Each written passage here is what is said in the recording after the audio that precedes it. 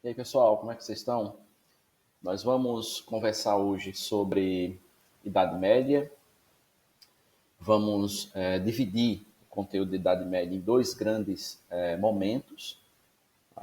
Geralmente, os historiadores, ao se debruçarem sobre o período, eles acharam interessante dividir esse período em dois grandes períodos, onde o primeiro período vai ser chamado de Alta Idade Média, e o outro de baixa Idade Média, e geralmente se faz uma associação que é, que é muito simples de entender. Né? A associação seria o quê?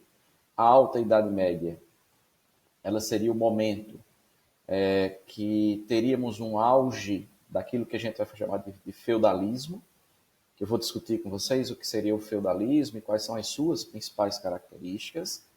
E a Baixa Idade Média seria o momento em que o feudalismo como um todo ele começa a dar sinais de decadência, de redefinição como um todo. Então, a nossa primeira preocupação seria exatamente o quê?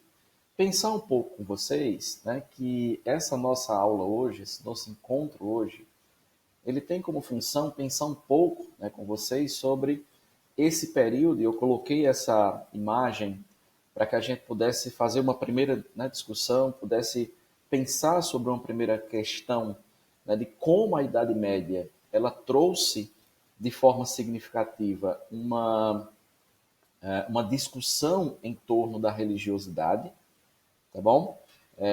E isso aí já nos dá a possibilidade de uma discussão que é muito significativa, né? Que discussão seria essa, professor?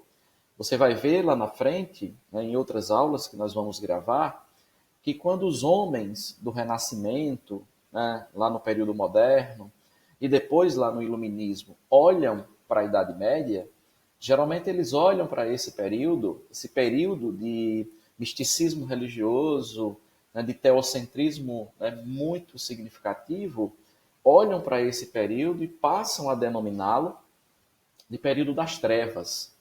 O que a gente precisa ter muito cuidado, né, porque isso é um conceito inventado lá na frente por alguns homens que olham para a Idade Média e veem na Idade Média trevas, simplesmente porque os homens passaram a discutir e de certa forma, explicar as coisas a partir de um novo, de um grande pressuposto à época, que seria o pressuposto da fé. Então, existe essa discussão inicial que vocês precisam ter muito cuidado. Tá? A Idade Média é realmente Idade das Trevas? A Idade Média é a Idade das Trevas para quem? Quem é que cria esse conceito? Quais são os objetivos da criação de um conceito como esse? Fato é que, na Idade Média, nós temos sim a possibilidade de pensar a religiosidade católica como sendo muito forte, sobretudo na Europa ocidental, que é quando esse modelo medieval que geralmente nós estudamos, ele está presente, sobretudo em regiões como hoje a França. Então, todas as vezes que a gente vai trabalhar o modelo clássico de feudalismo, nós estamos falando, sobretudo, no modelo francês, né? No modelo desse território que hoje seria a França. Então, eu queria começar com vocês pensando um pouco sobre o final do Império Romano, e esse final do Império Romano que foi caracterizado, a gente já discutiu em outros momentos isso, pela invasão, pela conquista, pela chegada dos povos bárbaros. Grande parte desses povos começou a tomar uma medida que é bem significativa, né? Esses povos, eles começaram, de certo modo, a entrar no império. Alguns deles, e é bom entender isso, alguns desses povos fazem alianças com o Império Romano para destruir outros povos, na qual são inimigos. É tanto que existe lá no final do Império Romano uma discussão que nós vamos chamar de barbarização do exército. É quando, por exemplo, chefes bárbaros se aliam ao Estado romano, e essa aliança se dá para quê? Para que eles, reunidos, possam proteger o império de outros povos bárbaros, como eu disse anteriormente. que são inimigos em comum. Então, o Estado romano começou a pagar a esses chefes bárbaros que eram aliados com terras. E aí, como a gente está vendo aqui nesse mapa, né, a Europa Ocidental ela está toda dividida em reinos. E a gente vai chamar isso de reinos bárbaros. São vários desses reinos, pessoal. Tá vendo? Ó? Os visigodos aqui, ó, na Península Ibérica, os suevos, os francos, né, onde hoje é a França, os ostrogodos, né, os anglo-saxões, né, entre outros e outros povos. Então, uma primeira coisa importante para a gente pensar é que essa Europa ocidental, lá com a queda do Império Romano do Ocidente, eles passam por esse processo, né, de criação de reinos que são chamados de reinos bárbaros. Observem que a outra parte do Império, ó, que a gente vai chamar de Império Romano do Oriente, não vai vivenciar essa invasão, pelo menos no século VI, desses povos bárbaros. O Império Romano do Oriente vai vivenciar uma invasão, mas é lá na frente, em 1453, a invasão dos turcos que passam a dominar essa parte do Império. Bom, então pensemos numa primeira coisa, uma primeira discussão, que é uma discussão, de certa forma, conceitual. Como eu disse para vocês no início, os historiadores trataram de fazer uma periodização da Idade Média, e seria essa periodização que eu mostro para vocês nessa lâmina. A Alta Idade Média seria, né, do século V ao século X, e aí a característica principal, as características principais são essas três aqui. A desagregação do Império Romano, né, sobretudo o Império Romano do Ocidente, com a queda de Roma e a possível ruralização da sociedade, vimos isso, as invasões bárbaras e o processo de formação do feudalismo. Eu queria que vocês tivessem muito cuidado com esse processo de formação desse novo modelo, tá? Que seria o modelo medieval, o modelo feudal. A gente vai fazer uma pergunta bem simples para vocês. Quais são os elementos que, de certa forma, se hibridizam, se unem para a formação deste novo modelo? Tá? E aqui nessa mostra eu já tenho para vocês, ó, nós vamos ter que elementos romanos mais elementos bárbaros vão, né, automaticamente se juntar, hibridizar e formar uma nova possibilidade, um novo modelo, e esse novo modelo é feudalismo. A princípio vocês podiam pensar nisso, que o modelo feudal ele é um híbrido, ele é uma soma de algumas características romanas com algumas características dos bárbaros, dos povos bárbaros. Tá? E você tem a Baixa Idade Média que está aqui nesse lado, que vai do século X ao XV, alguns livros até colocam do XI ao XV. Mas o mais importante é pensar que Baixa Idade Média tem esse título, esse termo, basicamente porque é o momento de desenvolvimento e expansão do sistema feudal, mas ao mesmo tempo é o momento da sua subsequente decadência. E por que não dizer da sua transformação? Nós vamos ter a partir, né, do século XIII, XIV e do XV uma série de transformações na Europa Ocidental. E se a Europa Ocidental, no primeiro momento, estava dividida desta forma, em reinos, ela começa depois a se desagregar, os feudos começam paulatinamente a se desagregar, dando origem a uma outra possibilidade, a um outro modelo, e esse modelo nós vamos chamar de modelo capitalista. Bom? Então, eu queria começar com uma pergunta, e essa pergunta está aqui, ó. O que podemos entender por feudalismo? Entendam, nós vamos estudar um processo, um momento, que vai do século V ao século XV. Tá? Então, olha a quantidade de tempo que nós vamos estudar.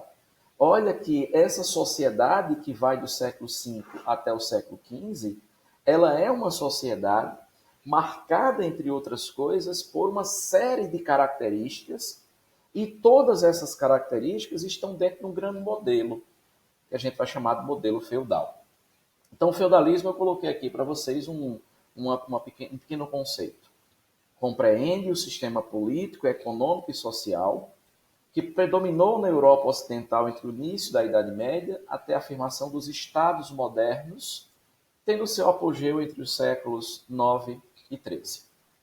Interessante pensar isso, né? Início da Idade Média até a afirmação dos Estados modernos, que é uma outra coisa a ser discutida. O Estado moderno vem, né, de certa maneira, para dar uma nova roupagem a grupos políticos como nobreza, como clero e tudo mais. Mas isso é uma discussão que nós vamos fazer em outro momento. Quando a gente pergunta isso para vocês, ó, o que podemos entender por feudalismo, a nossa primeira possibilidade é pensar o quê? Que feudalismo ele é um somatório de algumas características herdadas dos romanos, como eu coloquei aqui no lado esquerdo, e dos germânicos. Ô Alisson, quem seriam esses germânicos? Gente, os germânicos são os bárbaros. Os germânicos são, na verdade, um povo dos maiores povos bárbaros. Então, quando esses dois grandes grupamentos, romanos de um lado, germânicos do outro, eles começam a se, de certa forma, se organizar, eles dão origem a um novo modelo. E esse novo modelo, ele deixa de ser o modelo de escravidão que nós tínhamos lá no Império Romano, e ele passa a ser um novo modelo. Esse modelo que a gente chama de feudalismo. Então, para início de conversa, vocês poderiam pensar o seguinte: feudalismo, na verdade, é o resultado do somatório de características romanas e características germânicas. Certo, Alisson? Mas que características são essas? Estão aqui colocadas para vocês, e a primeira seria exatamente essa aqui, ó, a clientela. O que é que nós podemos entender por clientela? É uma relação de dependência, tá? Eu dizia em outros momentos, eu queria que vocês lembrassem disso. Nós vimos que lá no contexto do final do Império Romano, algumas pessoas começaram a sair do Império e buscar sobrevivência nas zonas rurais. E ó, quando eles chegam nessas zonas rurais, o que é que vai acontecer? Essas pessoas começam a pedir emprego a determinados grupos, aos nobres, que eram donos de terras. E eu dizia que esses homens trabalhadores começam a trabalhar e pagar impostos para esses nobres, e em troca disso, esses nobres dão proteção e trabalho para esses homens. Só que essa relação entre esses dois grupos, ela vai ser chamada de relação de dependência ou relação de clientela, tá? Clientela, portanto, é uma primeira relação criada pelos romanos no contexto do final do Império, onde um sujeito trabalhador passa a depender de um senhor e um senhor passa a depender de um trabalhador para uma nova relação de trabalho, para uma nova relação de exploração. Então, essa é a primeira coisa. A segunda é o que a gente chama de colonato. Lembrem-se, quando esses homens pedem trabalho a esses senhores, eles passam a ser submissos a esses mesmos senhores. E a submissão se dá exatamente em quê, professor? A ideia de que uma vez que eles chegam nesses territórios, nessas vilas para trabalhar, eles se comprometem em ser subordinados ao tal ponto de que eles, colonos, trabalhadores, eles passam a ficar fixos na terra. Eles não podem ser vendidos, eles não podem ser alugados e nem trocados como escravos. Por isso, lembrem-se, o colonato é uma relação, né, de trabalho, é uma relação de exploração do trabalho que dá origem à ideia de que esse colono, esse trabalhador, ele é fixo à terra, porque ele não pode ser vendido, não pode ser trocado, ele não é uma mercadoria, tá? E esta relação dá origem ao que a gente chama de servidão, que é diferente da escravidão. No escravidão, lá em Roma, o escravo podia ser vendido, podia ser trocado, podia ser alugado, certo? Quando a gente está falando de servidão, o servo não, ele pertence à terra, ele pertence ao feudo, ele não é uma mercadoria, ele é um servo. Então, temos clientela, temos o colonato, a outra característica romana, ó, são as vilas. Ô Alisson, o que são as vilas? As vilas são essas unidades, essas terras, essas propriedades que são cercadas, que são completamente muradas e que lá na frente dão origem aos feudos. Essas vilas cercadas, né, muradas, elas são exatamente esses locais onde os homens, com medo, onde as pessoas, com medo das invasões bárbaras, vão pedir abrigo, vão pedir trabalho. Então, as vilas dão origem aos feudos. Tá bom? E a própria Igreja Católica, que a gente pode afirmar que a Igreja Católica é a única instituição que consegue sair fortalecida da queda do Império Romano. Então, se vocês forem perguntados quais são as características dos romanos e que ajudam na própria formação do feudalismo, estão aqui 4 delas: clientela, colonato, vilas e igreja. Só que essas são as características dos romanos. Só que eu dizia, romanos e bárbaros, eles vão se hibridizar, tá? Eles vão trocar experiências. E esses bárbaros, que nós podemos chamar de germânicos, eles também têm algumas características que fortalecem a própria confecção do feudalismo. Onde a primeira é chamada de comitatus. Está aqui no seu lado direito, comitatus. O comitatus é uma dependência entre guerreiros, uma dependência entre nobres. Gente, quando os guerreiros bárbaros, eles faziam uma invasão, eles saqueavam algum lugar, todas as riquezas que eles saqueavam desse lugar, eles dividiam entre si. O nome disso é comitatus. Tá? Essa dependência, né, do chefe guerreiro para com os seus outros guerreiros. E essa característica que a gente chama de comitatus dá origem a uma relação na Idade Média que nós vamos chamar de relação de suzerania e vassalagem, que a gente precisa ter muito cuidado sobre isso. A relação de suzerania e vassalagem é uma relação entre 2 nobres. E 2 nobres que estão, vamos dizer assim, dependentes entre si, e um que a gente chama de suzerano, ele é chamado assim porque ele doa um pedaço de terra a outro, que a gente chama de vassalo. Vassalo é aquele que recebe um pedaço de terra. E lembrem-se, esta relação de suzerania e vassalagem, como eu acabei de dizer, é uma relação entre 2 nobres. Porque a relação entre senhores e servos é chamada aqui, ó, de clientela, colonato, servidão, tá bom? Então, a gente vai ver como é que funciona isso lá na frente. Outra característica dos germanos é a ideia de uma economia agropastoril, que seria exatamente o quê? Os bárbaros têm como base econômica a agricultura e a pecuária. É diferente, por exemplo, dos romanos, que tinham como base o comércio e a escravidão, só que Roma caiu. Tá? E uma outra característica dos germânicos é aquilo que a gente vai chamar, pessoal, de direito consuetudinário. Que significa exatamente o quê, professor? Os bárbaros, eles não têm domínio da escrita, então as leis, elas são baseadas nos costumes. As leis, elas são baseadas nas tradições, sobretudo tradições orais. Então você tem um dado interessante aí. As leis no medievo, elas não serão, pessoal, leis escritas. Elas serão leis passadas de geração a geração sob tradição oral. E aí, neste primeiro momento, nessa primeira aula sobre medievo, existe uma coisa que eu acho importante, que é exatamente isso aqui que eu já estou colocando para vocês. Entender que dentro desse grande período, né, que vai do século V ao século XV, e que a gente vai chamar de medievo, nós vamos, de certo modo, pensar o medievo a partir da ótica feudal. Feudalismo, como disse, esse conjunto de características como um todo. Bom, e aí vamos fazer da seguinte maneira.